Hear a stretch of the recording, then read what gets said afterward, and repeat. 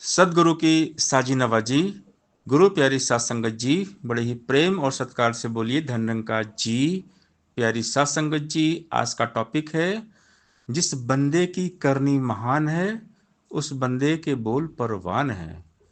जो कर्म करते हैं तो उनको हर जगह मिलता है सम्मान। कर्म की होती है पूजा।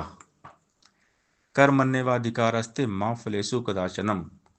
भगवान कहते हैं कि हमारा कर्म करने में अधिकार है। हम ईमानदारी से अपना कर्म करें। हमने फल पे नहीं जाना है कि कौन सा फल हमें मिलने वाला है, बस हमने ईमानदारी से लगन, मेहनत, समर्पण, सहनशीलता से अपना कर्म करना है, अपनी जिम्मेदारी को निभाना है। जो अपनी करनी अच्छी करते हैं, जो अच्छे कर्म करते हैं, तो उनका बोला हुआ सब प्रमाण होता है। उनको हर जगह सम्मान मिलता है, हर जगह उनको रिस्पेक्ट मिलता है।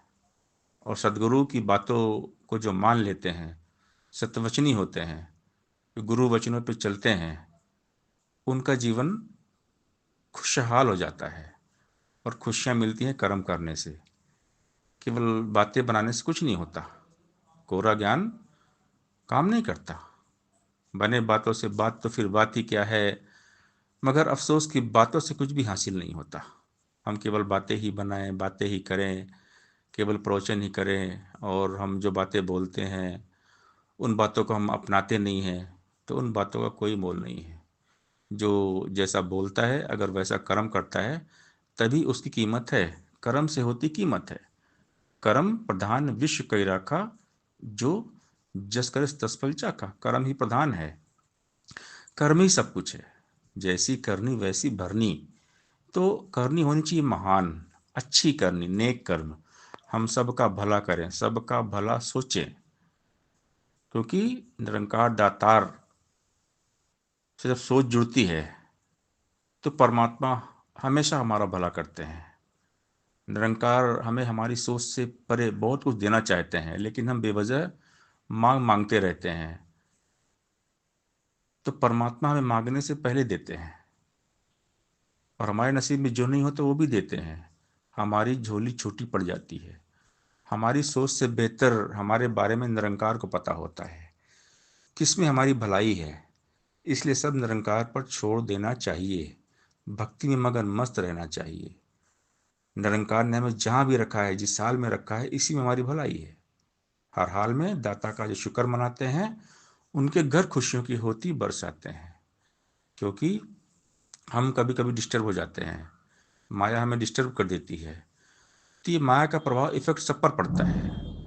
ब्रह्मज्ञानी के पास मायावी प्रभाव को झेलने की शक्ति होती है, क्योंकि वो निरंकार के साथ जुड़े होते हैं।